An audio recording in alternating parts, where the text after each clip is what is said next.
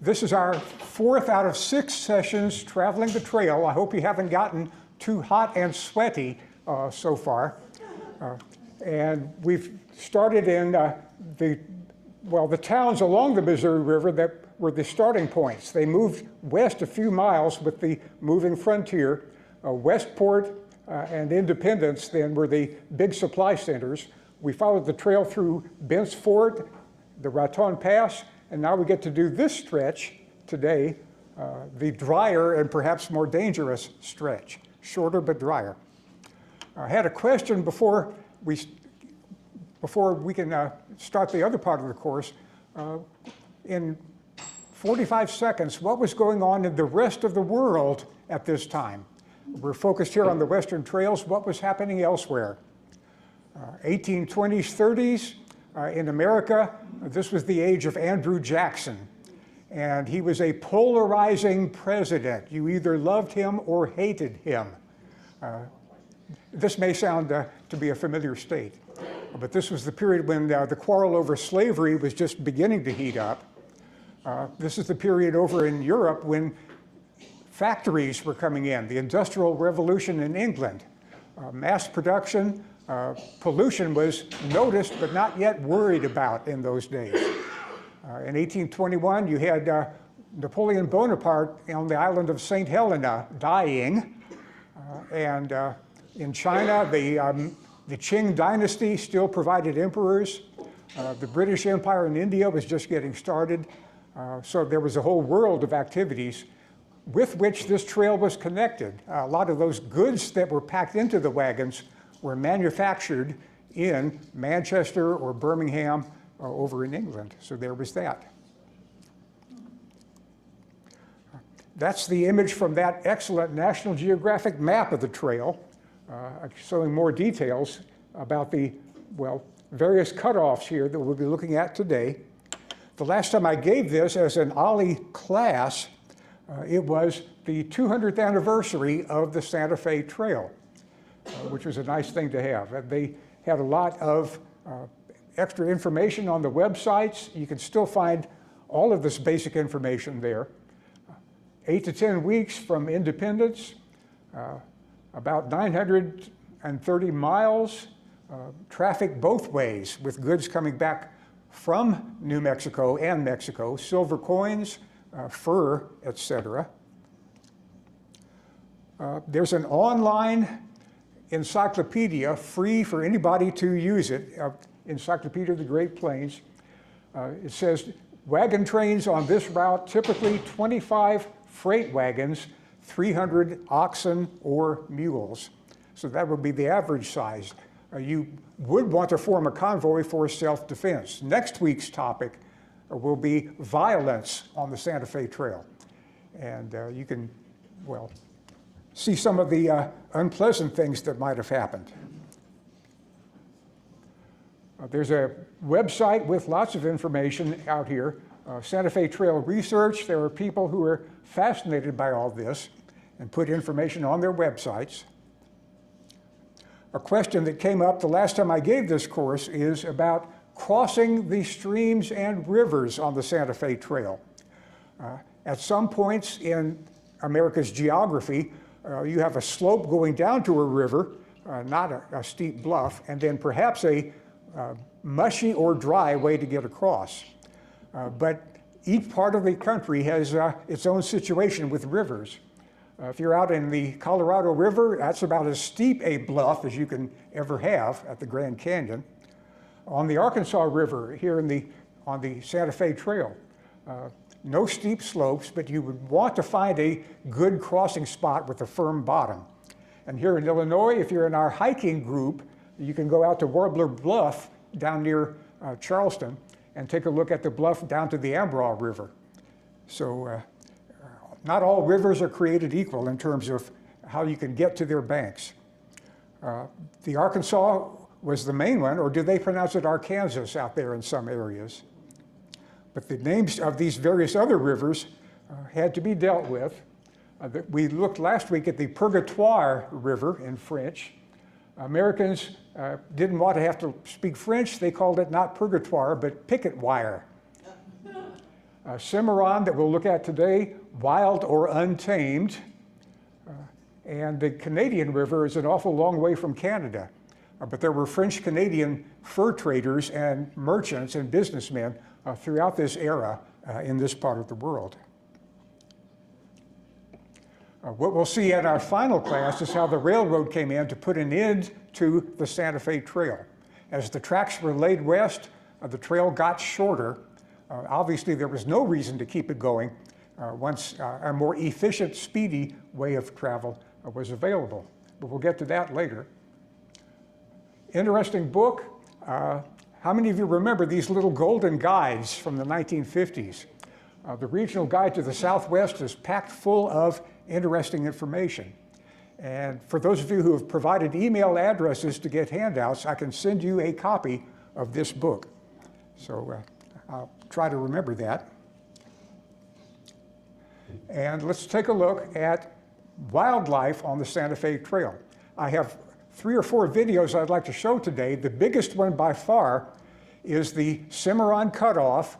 It's 29 minutes in 8 different segments, and I've got them all together as one presentation. So today is a lazy instructor's day. I won't have to talk for almost half an hour, but we can pause that between each segment to see what you might have to say. But what creatures did they see out there on the trail?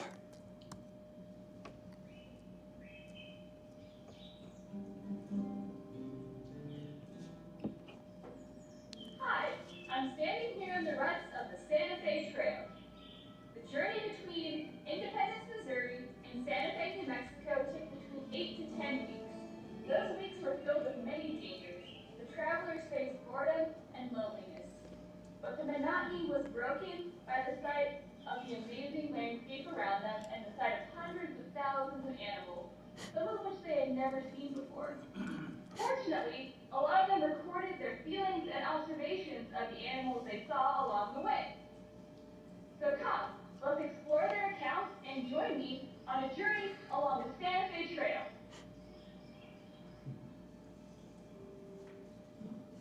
In passing over the elevated tablelands lying between the 2 forks of the Platte River in 1858, I encountered a full-grown female grizzly bear with 2 cubs, several miles distant from any timber. Today, when we picture a grizzly bear habitat, you probably picture mountains or forests. But in the early 1800s, both black and grizzly bears lived in the Great Plains. Grizzlies came down to the lowland prairie areas in late summer to search for food. This often coincided with the time that Santa Fe Trail travelers headed south to New Mexico. Although they respected grizzlies for their ferocity and strength, they also feared and hated them. Attacks, although rare, happened often enough to fuel that fear. Stories of bear attacks were told around the campfire, keeping many legends alive. Most bear attacks then, and now, happened due to humans' misunderstanding or intentionally provoking a bear. However, they developed a reputation of being bloodthirsty creatures that attacked humans and livestock for no reason. That fear led to grizzly bears being extensively hunted and extirpated or becoming locally extinct in the Southwest by the 1940s. When we come into our camp, little fellows like people ran to their doors to see the passing crowd. Their sense of hearing is acute, and their apprehension of danger is so great that police boys approach frightens them to their holes. In the vast, monotonous ocean of grass between Missouri and Santa Fe, prairie dogs were generally a welcome diversion. On the surface, travelers only saw small piles of dirt the size of anthills. They knew, however, that underneath the ground was an inconceivably vast network of burrows. They imagined what life was like in that subterranean world, sometimes concocting fanciful stories about the residents of these towns and cities. The prairie dog's social behavior and playful antics amused children and adults alike. In the early 1800s, there were billions of prairie dogs throughout the interior of North America. Their tunnel networks provided habitat and food for over 150 other species. Just one prairie dog town could be 3 to 4 miles wide. Agricultural settlement of the West spelled the end of the prairie dog's underground empire. They were seen as pests to farmers and targeted for extermination. By the 20th century, their populations decreased by nearly 95%. Reintroduction programs hope to restore some sections of the prairie, but these programs are controversial among local agricultural communities. The wolves sometimes attack the buffalo. I counted 21 wolves one morning in the chase of this group. There are immense numbers of wolves upon the prairies. Droves are frequently seen following in the wake of caravans, hunting companies, and adherent Indian bands. Santa Fe Trail travelers viewed wolves with a mix of fear and awe. Dr. Michael Steck, an Indian agent traveling along the trail, reported seeing immense numbers of wolves just west of Dodge City, Kansas. During a single day's journey, a traveler might see hundreds of wolves. They followed the buffalo herds, and as traffic along the trail became busier, they followed the wagon trains. They were notorious for picking off livestock and stealing meat from the wagons. Children were taught to stay close to the wagons and never wander off. Distant howling was a frequent sound at night, a chilling chorus to those who feared the worst. However, fatal encounters with wolves were rare. Wolves were targeted for extermination throughout the 19th and 20th centuries under varmint reduction programs. Their reducing numbers were viewed as a victory for civilization and modern agriculture. Today, we're beginning to recognize wolves for the important role they play in their ecosystem. They keep the populations of deer and elk in balance. Wolf reintroduction programs in several areas aim to reestablish that balance. The antelope is most remarkable for its fleetness, not bounding like the deer, but skimming over the ground as though upon skates. I remember so clearly the beauty of the earth and how, as we bore westward, the deer and the antelope bounded away from us. Of all the Great Plains animals, the pronghorn, also called the antelope, is probably the most unique. It appears to have stepped right out of the African savanna, and there's a reason for that. Its closest living relative is actually the giraffe. However, the pronghorn is completely native to North America, and its ancestors have been here for millions of years, evolving to thrive in the arid plains. They're the second fastest land mammal on Earth, being bested only by the cheetah. They can top out at over 55 miles an hour. Santa Fe Trail observers were impressed by their great speed and gracefulness. They were historically hunted by plains tribes like the Apache, Comanche, and Kiowa. Santa Fe Trail travelers hunted them as well, taking advantage of their natural curiosity toward humans. One method of hunting was called toiling. Hunters lay in a ditch or behind a bush and raised a colorful cloth or flag. The pronghorn, curious to check out the situation, would be lured into range and shot. The meat had mixed reviews. Some Santa Fe Trail traders welcomed the fresh game as a break from trail rations. Others found the meat much too tough and gamey. Habitat loss and agricultural development have impacted pronghorns as well. They can't jump very high, so barbed wire fences and highways are big obstacles for them. Large herds do still exist here in northeastern New Mexico, and we're fortunate to be able to enjoy watching them, just as the Santa Fe Trail travelers did. The largest and most useful animal that roams over the prairies is the buffalo.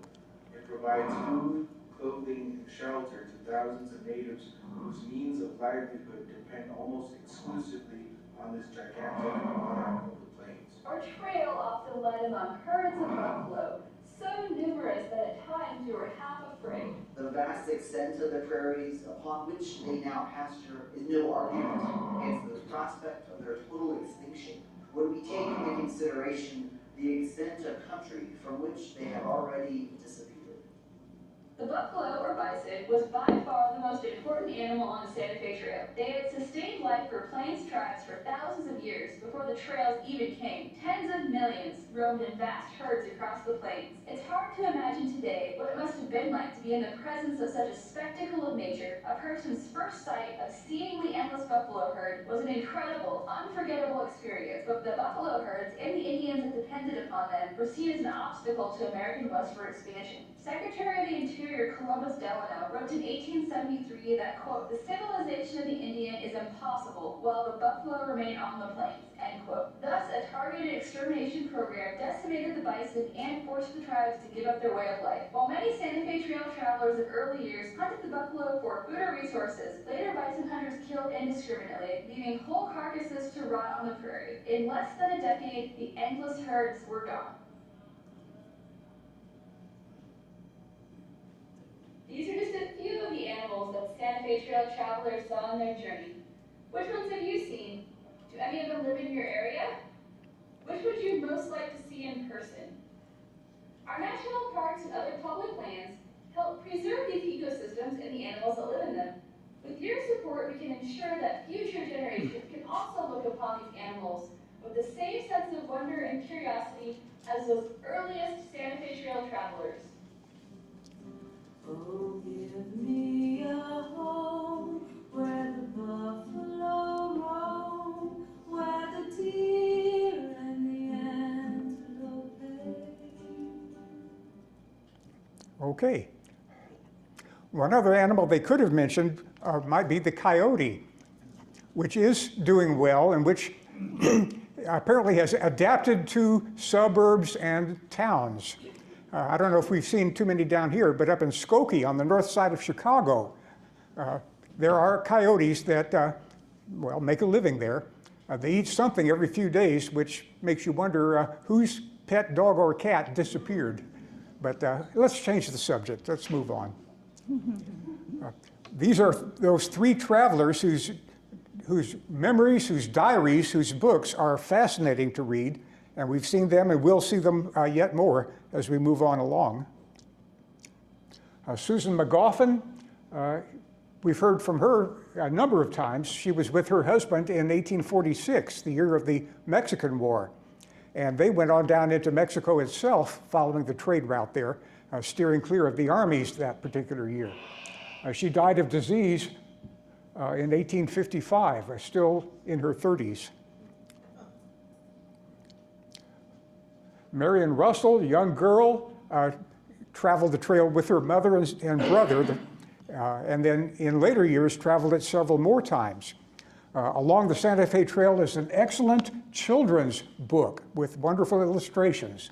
We can look at a few of those later on this hour. But her memoirs also are definitely worth reading. But let's head back to the trail, heading for the Cimarron route. Do we have time for this? I think we do. Look at the museum in Springer, New Mexico, toward the head of this particular branch, and quite a nice museum.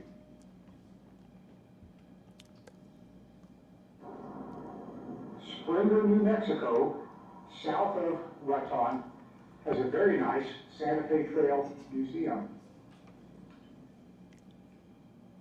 Springer is where the two branches of the trail, the mountain and the Cimarron route, or the desert route, came together. The Indians up here, of course, made use of this route and were familiar with it long before the first American wagon trains came through.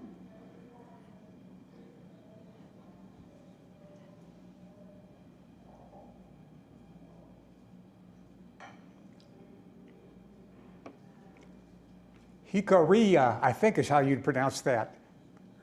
Certainly it's not Jicarilla.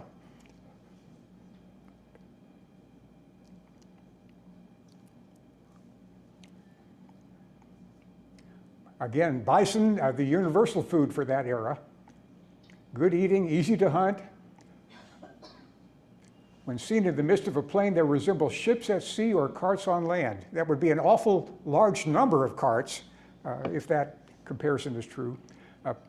Europeans tried to draw pictures in the 17th century, 16th century, and the 17th, and then the 19th. They're trying to portray these unusual creatures.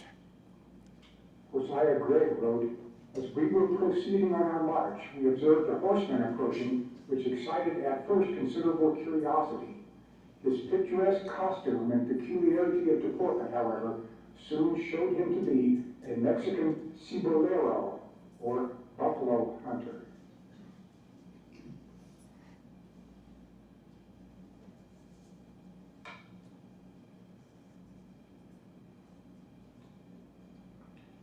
The people of New Mexico had herds of cattle, oxen, and above all, sheep.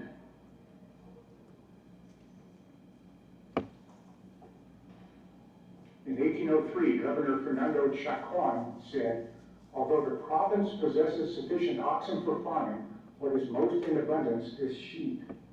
Without counting what is consumed locally, there is exported to Nueva Vizcaya and the Lesser Presidios from one year to the next, 25 to 26,000 head of sheep."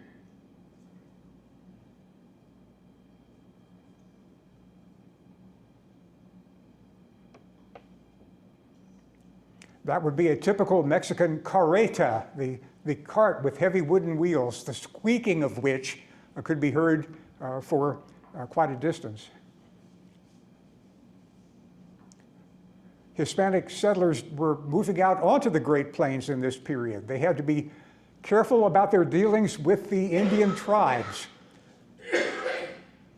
But Spanish-speaking villages were beginning to form at this western portion of the Santa Fe Trail area.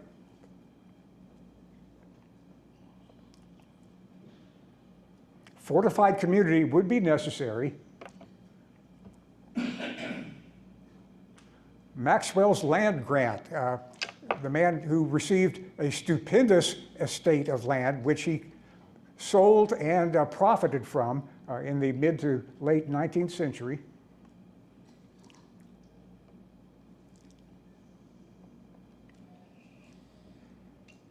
Northern New Mexico's first cattle herd was installed there. Barbed wire, tremendously revolutionary in the way it affected life on the Great Plains in the late 19th century. There are collectors and connoisseurs who get the separate strands or patterns or types of barbed wire. It takes all sorts.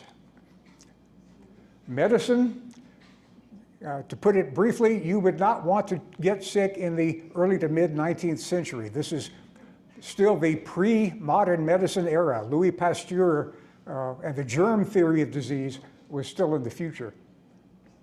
Purging, puking, bleeding, amputation. None of them sounds particularly appealing. One hospital west of Missouri, individual doctors who may or may not have any particular training for their activities.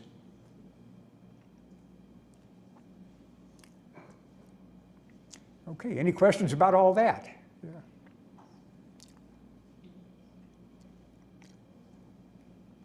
Last time we looked at this incident from Susan McGoffin's diary. They purchased or adopted a young Mexican boy who had been held as a slave at that time. There was slavery throughout the American Southwest, but it was not what you might expect. Traditional Southern slavery was conspicuous by its absence. The only black slaves were the personal servants of a few Army officers. But other types of slavery there, many varieties of that institution. The Hispanics had come to depend on the labor of enslaved Indian captives. The Indian tribes themselves took Hispanics as prisoner, who might or might not escape at some point. The tribes themselves, again, made use of slaves from other cultures. So just as combativeness and a warlike culture was part of all the groups of this area, the institution of slavery was certainly the case here. I think I have sent this PowerPoint show out to those of you on the list to get it, and so you can read all this at your leisure. We do not have that time, so there. But there is a free download about slavery in the Southwest that you can find. Just Google that, National Park Service slavery, and you can read their brochure. The Comanches did take slaves and dominated that part of the Great Plains. And so the Santa Fe Trail travelers certainly would have to deal with this very powerful trade. It's been called the Comanche Empire. This was an empire without an emperor. Loosely organized tribes held together by tradition and custom, war chiefs and peace chiefs making decisions about who to raid next. And the name Comanche, like so many tribal names, is not what they called themselves. The word Comanche means roughly those guys who always want to fight us. And here's our 30-minute video for the Cimarron Cutoff, and we have enough time to show it. So let's, well, take a sip of water. You won't find much on the next portion of the trail. And let's get going. Those wagon trains that took the Cimarron Cutoff left the Arkansas River at any of several points near today's lake in Kansas. They passed through the floodplain of the Arkansas. Arkansas River and then through this area of sand dunes.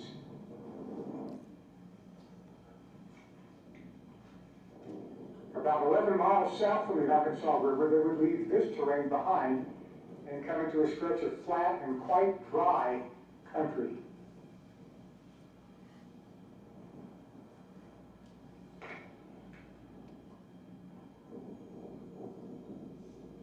This dry stretch is called the Jornada and was quite challenging to the Santa Fe Trail trains. Today, much of this land is farmed. You can see some green area straight ahead over there. It's deep well irrigation that brings the water up and makes that possible.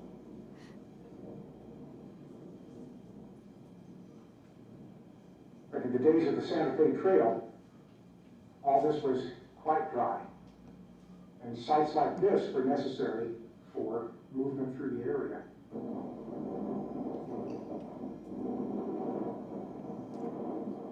Sometimes movement through the area might be extremely slow.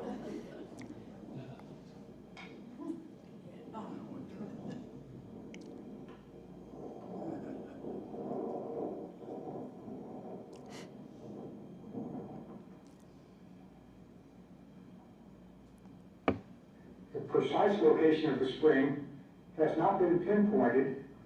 This is in its general vicinity, and it may have been right over there where today's replica has been placed. We're in the floodplain of the Cimarron River, but that river is often dry, as it definitely is today. In this spring of 2011, there's a drought in much of the Southwest, and that includes here.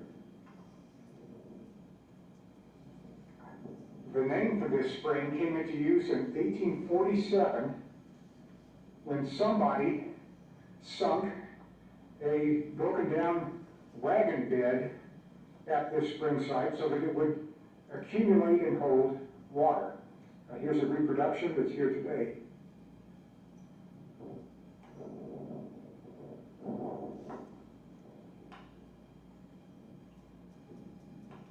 This entire dry stretch ran for 60 miles, and so points like this were essential for survival.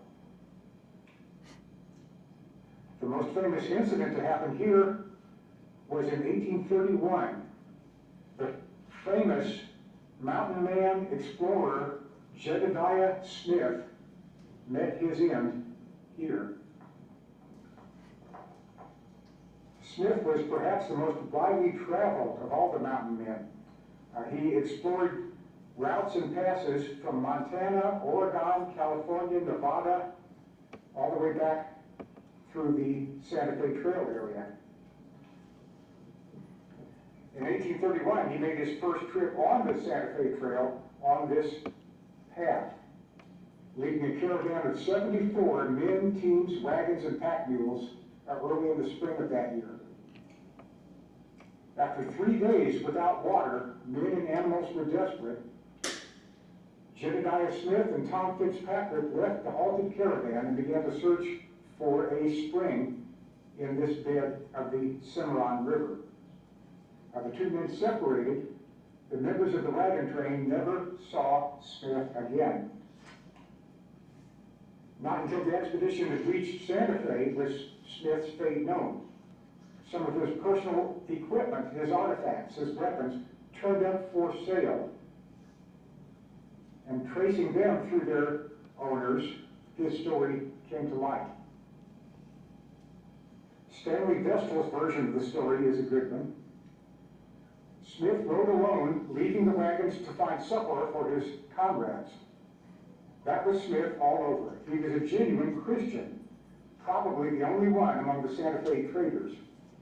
With parching lips and tongue, he kept going, and at last he found the stream, or rather the dry, sandy bed of the stream, the Cimarron.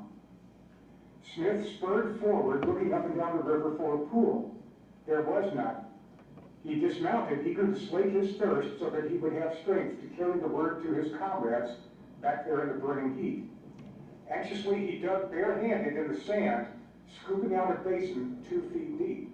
The water began to seep in. Smith watched it, smiling with cracked lips. His comrades were saved now. He sat and watched the basin fill up, then stooped to drink. When he raised his head, he found himself surrounded by Comanches. They were on horseback. When he tried to mount, they frightened his horse and shot him, lanced him. Smith jerked out his holstered pistols, tried to defend himself. He dropped 2 of them, but he had no chance. They killed him. All that we know of his death is what they told some Mexican traders to whom they sold his weapons. Vestal goes on, Smith was a good friend to the Indians and did not approve the cruelty with which some of his companions treated them. He was also a scholar in his way, loved literature, and had prepared a geography of the Rocky Mountain region.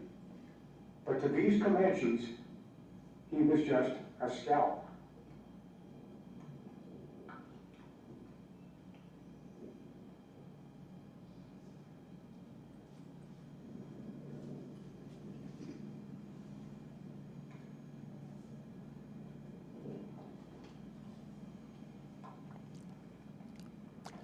That box has a book where you can sign in your name and the date that you were there, leaving a memento for, well, historians, who knows? Here we're fording the Cimarron River. The guidebook says that if there is any water in the river, a very rare occurrence, to go back to Kansas 25 and take the paved route. But clearly that's not a problem today.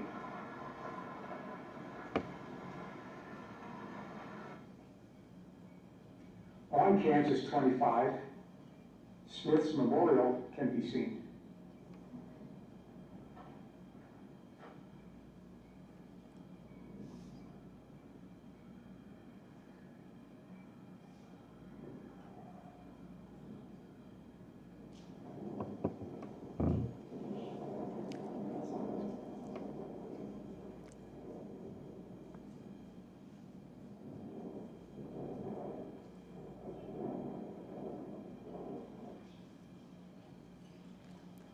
In the Mexican War, the Mormons in what we call Utah provided troops for the U.S. Army as an attempt to get in good with the United States government.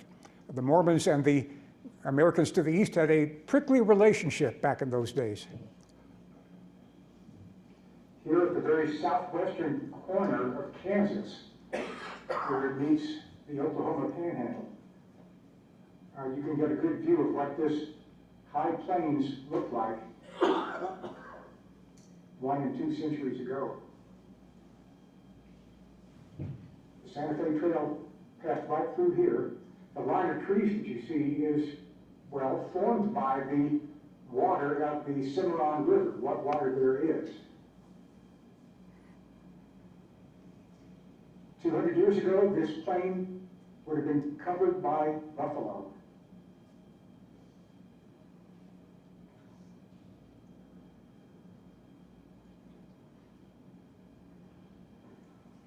The Kiowa, Arapaho, Cheyenne tribes lived here, nomadic, living off the buffalo. Their lifestyle changed, of course, by the adoption of the horse in the 17th and 18th centuries. And that way of life ended with the coming of buffalo hunters, homesteaders, and the railroad.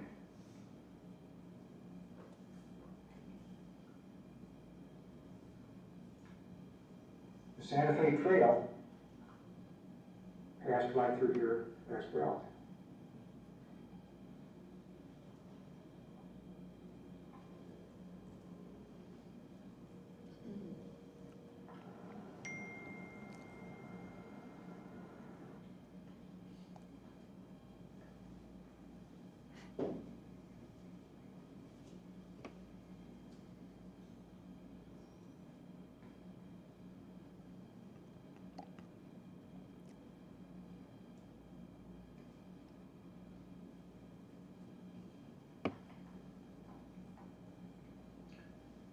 At the height of the trail era here at Middle Spring, much of this foliage, many of these trees, would not have been here.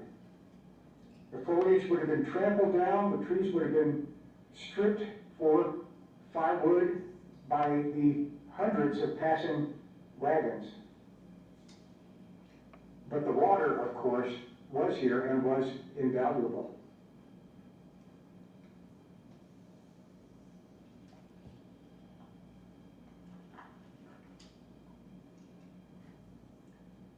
Between 1821 and 1868, Santa Fe Trail travelers stopping here at Middle Spring probably found a treeless water hole surrounded by the trampled skeletons of bushes and shrubs left in the wake of large caravans of people, oxen, and wagons, and herds of bison and other game. But even so, with its reliable source of water, Middle Spring must have looked attractive to the exhausted travelers seeking relief from the hardship of travel along the Santa Fe Trail.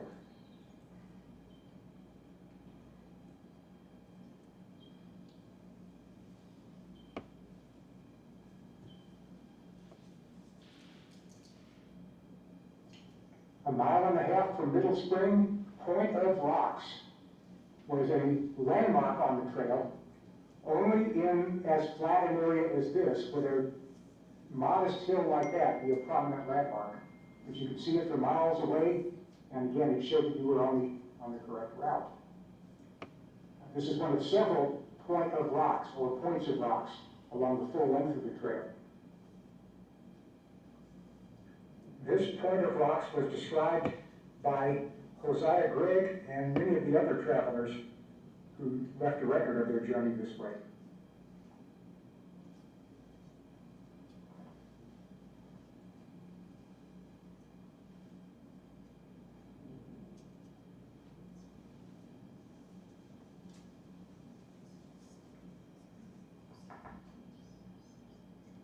The Cimarron River, it says here, flows only a few times a year, and the sandy stream bed means that much of that water sinks into the ground rather quickly.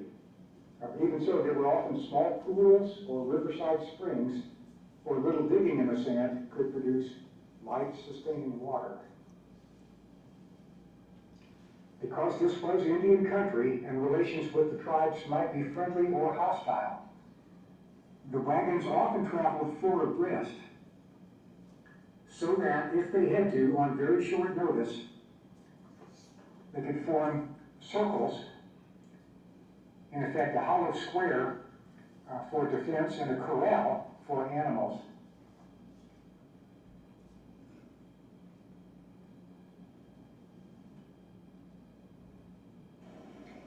Here, even in the dry month of May 2011, this stretch of the Cimarron River has a little water in it.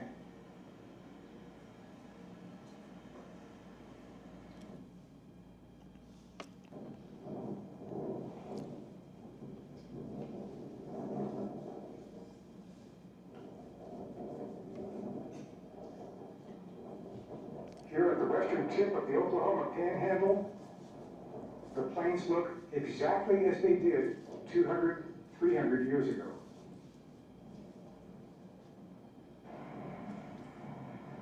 Only the buffalo are missing.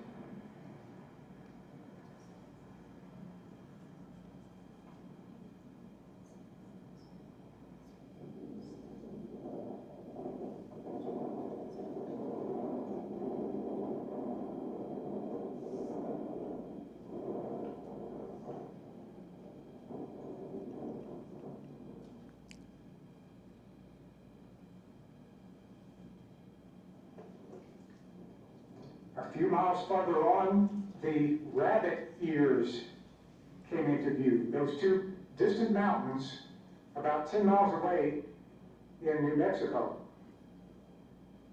Those two distant mountains were the first elevations of any prominence of the entire Cimarron Cutoff route. Here's another view of the rabbit ears. This one from the west, the viewpoint of travelers returning back to the States along the Santa Fe Trail. They only look like rabbit ears from here if you have had a great deal of whiskey. For westbound travelers passing near here and seeing this on the horizon, they would know that they had about another 200 miles to go to reach Santa Fe.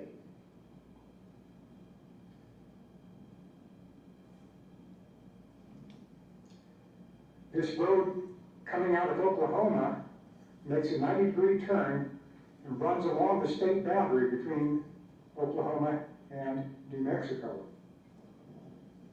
And this is the point where the Santa Fe Trail passed.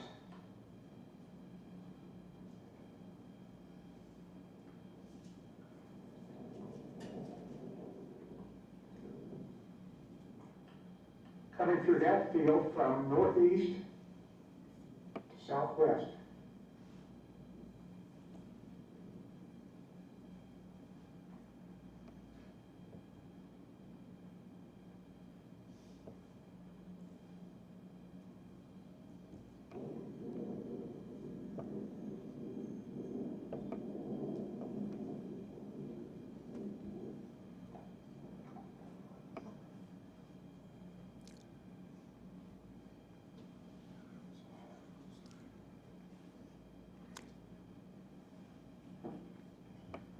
McNeese crossing of the North Canadian River, which is locally called Corumpa Creek, is a half-mile there.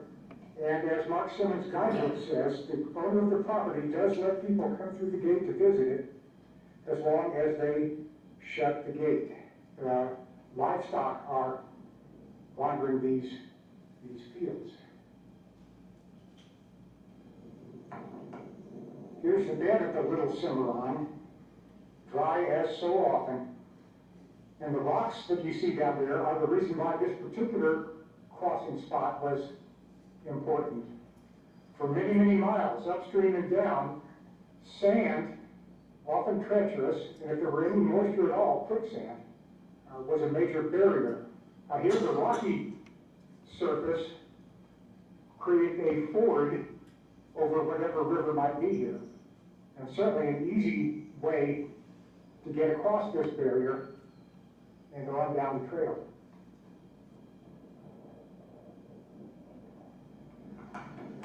Josiah Gregg tells the story of how the name came to be applied. The fall of 1828 proved still more fatal to the traders on their homeward trip. For that, by this time, the Indians had learned to form a correct estimate of the stock with which the return companies were generally provided. Two young men named McNeese and Monroe, having carelessly lain down to sleep on the banks of a stream since known as McNeese's Creek, were barbarously shot with their own guns, as it was supposed, within sight of the caravan. When their comrades came riding up, they found McNeese lifeless and the other almost expiring. In this state, the latter was carried nearly 40 miles to the Cimarron River, where he died and was buried according to the custom of the prairies. That is, a grave was dug in a convenient spot, the corpse, with no other shroud than its own clothes, and only a blanket for a coffin, was consigned to the earth. The grave, says Gregg, is then usually filled up with stones or poles as a safeguard against the voracious wolves of the prairies. Just as the funeral ceremonies on the Cimarron were about to be concluded, 6 or 7 Indians appeared on the opposite side of the river. Some of the party proposed inviting them to a parley, while the rest, burning for revenge, evinced a desire to fire upon them at once. It is more than probable, however, that the Indians were not only innocent, but ignorant of the outrage that had been committed, or they would hardly have ventured to approach the caravan. Being quick of perception, they very soon saw the belligerent attitude assumed by some of the company, and therefore wheeled around and attempted to escape. One shot was fired, which wounded a horse and brought the Indian to the ground, when he was instantly riddled with balls. Almost simultaneously, another discharge of several guns followed, by which all the rest were either killed or mortally wounded, except one who escaped to bear to his tribe the news of their dreadful catastrophe. The increase in violence for the rest of the year prompted the United States Army to intervene. For the rest of the year, violence with the Indians increased. Gregg goes on to say, such repeated and daring outrages induced the traders to petition the federal government for an escort of United States troops. The request having been granted, Major Bennett Riley, with 3 companies of infantry and 1 of riflemen, was ordered to accompany the caravan which left in the spring of 1829. Major Riley escorted the merchants as far as Chutos Island on the Arkansas River. Beyond that river was the land of the Republic of Mexico.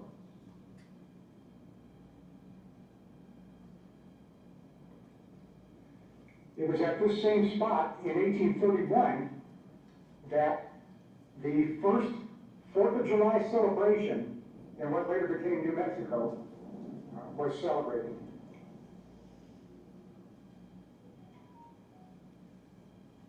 Here on the morning of July 4th, 1831, the day was appropriately celebrated by citizens of the United States. Recorded by Josiah Gregg, member of the party. This is the first authentic observance of this character on present Union County soil, the territory then being a part of the Republic of Mexico.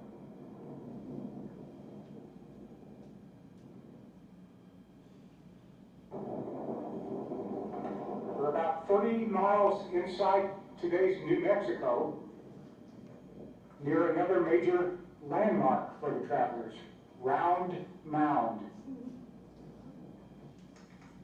Josiah Gregg describes it. We were now approaching the Round Mound, a beautiful round-topped cone rising nearly 1,000 feet above the level of the plain by which it is for the most part surrounded. We were yet at least 3 miles from this mound when a party set out on foot to ascend it in order to get a view of the surrounding country. They felt confident it was but a half mile off, at most 3/4. But finding the distance so much greater than they had anticipated, many began to lag behind and soon rejoined the wagons. The optical illusions occasioned by the rarefied and transparent atmosphere of these elevated plains are often truly remarkable. One would almost fancy himself looking through a spyglass, for objects frequently appear at scarce 1/4 of their real distance, frequently much magnified and more especially elevated. Some of the most persevering of our adventurers succeeded in ascending the summit of the Round Mound, which commands a full and advantageous view of the surrounding country, in some directions to the distance of 100 miles or more. Looking southward, a varied country is seen of hills, plains, mounds, and sandy undulations.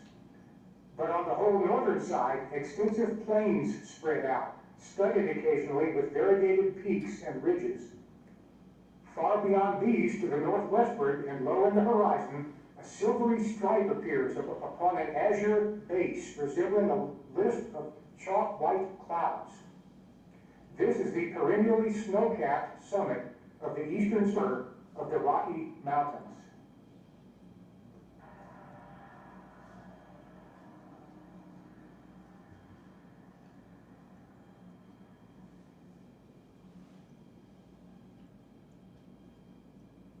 New Mexico's Point of Rocks is out there, about 8 miles away. On the flat land just to the right of the telephone pole is a cluster of trees and farmhouses. Behind it, a pointed peak, and just to the right of that one, a lower rounded peak, or mesa, if you will. That rounded one is Point of Rocks, and the Santa Fe Trail passed right by it.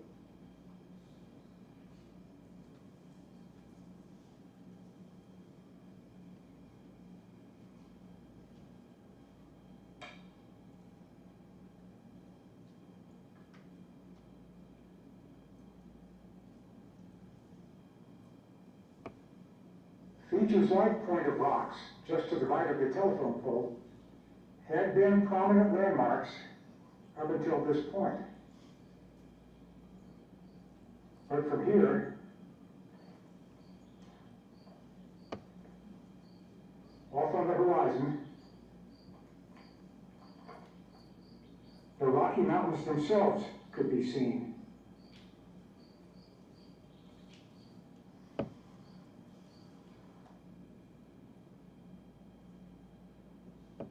Since it's on private property, this is as close as we can come to the famous rock crossing of the Canadian River.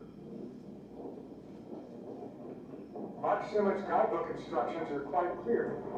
Look for an old abandoned stone house that is a partial dugout with a weathered shingle roof on the south side of US 56, with the telephone pole directly behind it. The Santa Fe Trail coming from Point of Rocks crossed the highway right here. The ruts are not visible close to the road. To see the well-known rock crossing of the Canadian, says the guidebook, look southwest past the house, down a natural trough between the mesas about 2 miles away. You can see that trough right down there. The mesas form the edge of the Canadian River Valley, while the river itself is at the bottom of the trough, marked by a distant line of trees. Stanley Vestal's account describes it. Here, for the first time after more than 600 miles of travel, the men of the caravan found a genuine ford with a bottom of solid rock and an easy approach from either bank. The stream was only a rippling brook, scarcely a dozen paces wide.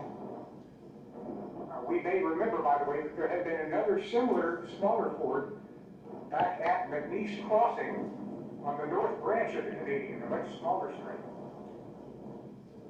But this was a major one, and it was a necessary one. Below this point was the impassable canyon of the Canadian.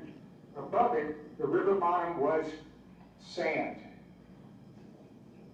Back to Vestal's description, somewhere near the ford, a party from Santa Fe was generally waiting, which consisted of custom house agents or clerks with a military escort sent to conduct the caravan to the city. These officials came for the purpose of preventing smuggling and were supposed to keep close watch on the caravans. After some years, the practice was discontinued since anyone disposed to smuggle found little difficulty in bribing the officials, who would then connive with them against the governor in Santa Fe. The military escort welcomed the caravan with a salute of artillery, a compliment which was immediately returned. There was no longer any danger from Indians, and those who wished to escape from the surveillance of the Mexican authorities commonly left the caravan here and rode on ahead towards the capital city. The captain of the caravan resigned, and every man used his own judgment and went his own way.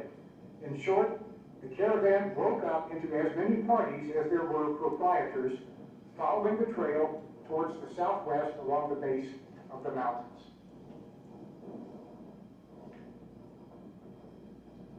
About 8 miles from here, the two great branches of the Santa Fe Trail reunited near the massive Wagon Mound, and the road to Santa Fe was clear and open.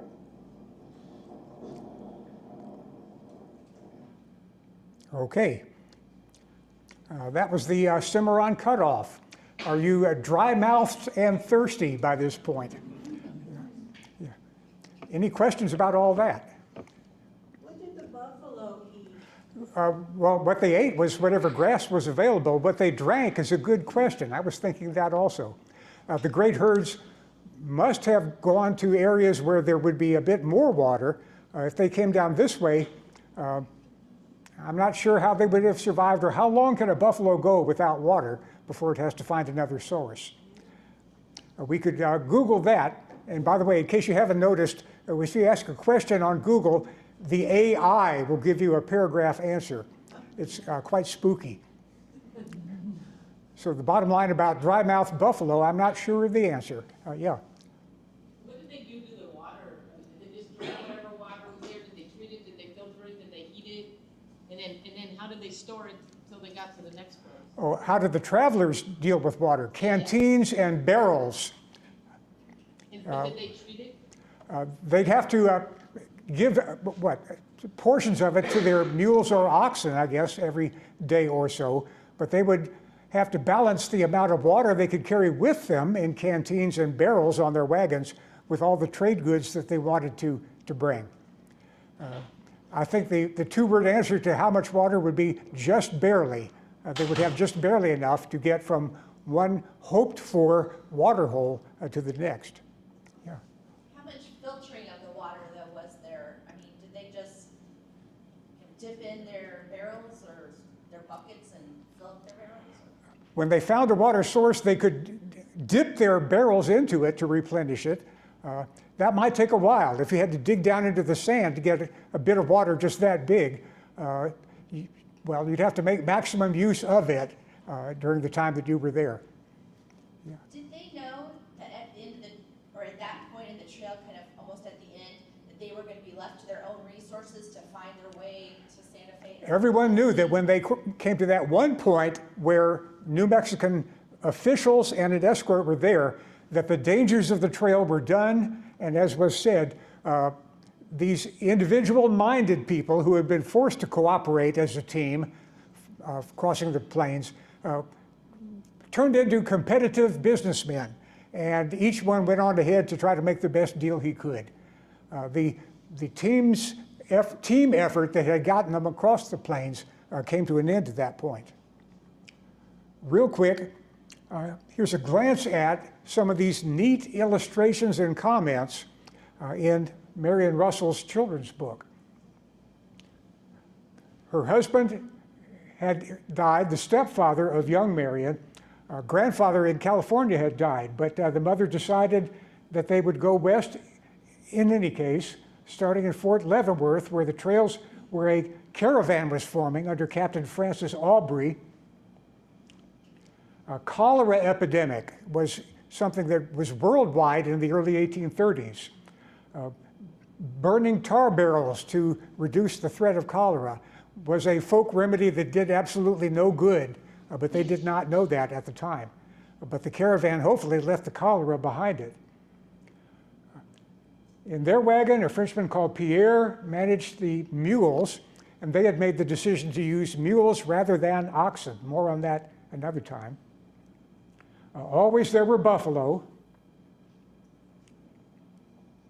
Thunderstorms would be sudden, would be intense, and then would be ended with the same suddenness or speed that the storm appeared. Campfires in the evenings, storytelling about the new land to be expected. Babies were born, death sometimes came. Strange animals as they got into the drier portions of the trail. Little jeweled lizards, birds with long tails would walk the trail before us. The drivers called them road runners. Whether coyotes were there with the road runners is a good question. Finally, they got to an area of cool, misty rain, Indian lodges. Oh, by the way, they followed the mountain route, not the Cimarron route. So they had to get through the Raton Pass. They entered a land of enchantment, which is her name for New Mexico. Reaching Fort Union, we'll take a look at that one week after next. The mules turned out to graze. Activities with the local soldiers and Indians and Mexican merchants. Westward Trail again, in Santa Fe itself. Passing through a wooden gateway, moving along narrow alley-like streets, iron-barred windows, old adobe walls, strings of red peppers drying.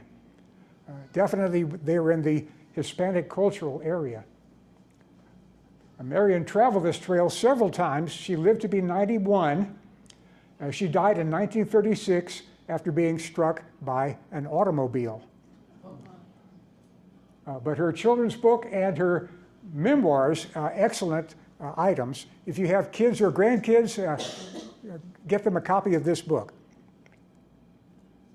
And that's today's section of the trail. Any other questions? Yeah. All the illustrations of the teams look like they had 6 to 10 oxen or mule. That seems like a lot. 6 to 10 oxen or mules per wagon. The wagons were very heavily packed with trade goods. 2 tons is the number that comes to my mind. And so a team that length would be the necessary number. Yeah. The debate on whether oxen or mules was preferable was an endless one. Each had its pluses and minuses. More on that, I think next week we'll get to that particular topic. Anyway, you can now go get some refreshing, cool water and recuperate from this driest stretch of the trail. Next week's topic is violence on the trail. Several different episodes of that, including the Mexican War. The biggest element of violence would be the American Civil War, which is being shown as a separate Tuesdays at 10 two-part presentation in November. So you'll be, if you come to that, you'll be back on the Santa Fe Trail for the crucial Battle of Glorieta Pass. More on that, well, in November, but well, tomorrow, other kinds of violence, and then the week after that, Santa Fe at last. Okay, see you later.